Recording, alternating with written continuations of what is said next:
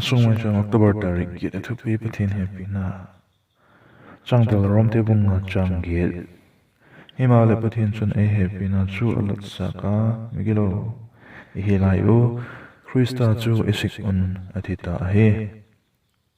pathin e happy na hi anasama ma a happy na top hun nei lo hi mihing kikala happy na hi cho til bang hem mai in le asuboi the a tisan ki zop pi te ki kala happy na hen le to phun anei khase he unaw ki happy na te nupan kala ki happy na te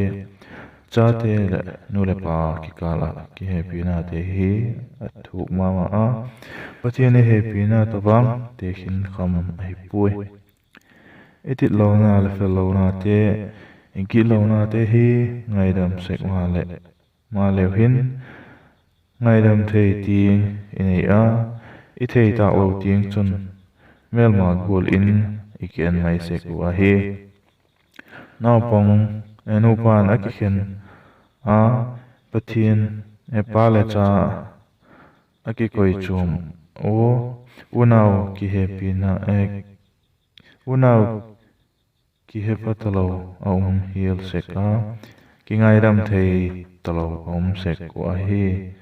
mihing happy na chun to phun anei zik hi pathian happy na chun to phun anei thei pu bangula mikilo le kilo git lo sim a kiang lam azot u chun alangai dam sek hi pathian in khobel happy zikin achapan lai Al Jesu Krista hong sola miten adoi puwa nuizat simnan amang u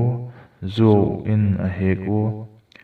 abengu avuwa athat hiel u a hi himale pathin in wang zigol tuka musit na tugen tu te le ala happy a hi zi happy na to phun nei lo chang tu te hi hi ziek be on ayu le hing le dam in I u kumtung hin na chang ding a kini am tu te laka ipang thei taw hi